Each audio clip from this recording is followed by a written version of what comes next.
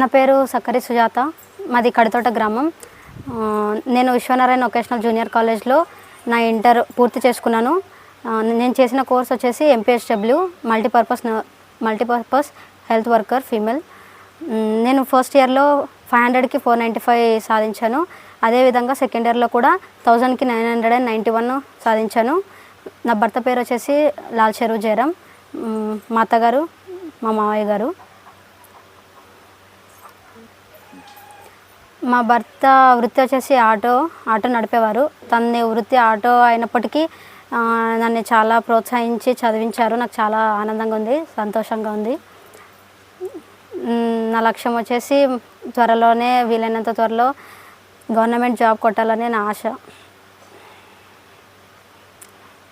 మా అత్త మామలకి వచ్చేసి 3 కుమారులు, 1 కుమార్తె ఉంది.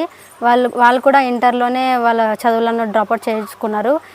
ప్రతి ఒక్కరికి చదువు ఉంటే బాగుంటుంది అనేసి వారు కూడా ఒక ఆలోచన చేసి చదివిస్తే బాగుంటుంది అని చెప్పి వాళ్ళు నా భర్తకి ప్రోత్సహించడంతో నా భర్త కూడా ముందడిగేసి నన్ను నమ్మకంతో కాలేజ్ జాయిన్ చేయించాడు. అదే నమ్మకంతో నేను కూడా తనకు పేరు నిలబెట్టానని నేను అనుకుంటున్నాను. చాలామంది అమ్మాయిలు మీలాగే పిల్లలకు చదువు అంటున్నారు. భర్త భార్యలు ఇద్దరు అనుకూలంగా ఉండి వాళ్ళు భవిష్యత్తు కోసం ఆలోచిస్తూ ఆలోచన చేస్తే బాగుంటుంది.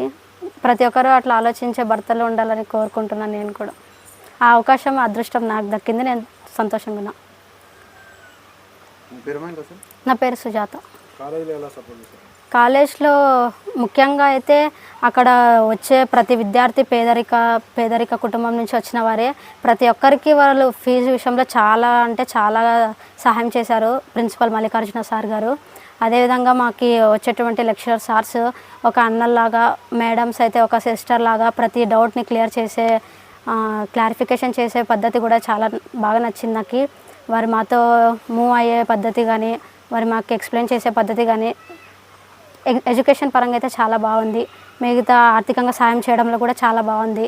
ఆ కాలేజీలో జాయిన్ అవ్వడం నా అదృష్టమని నేను భావిస్తున్నాను.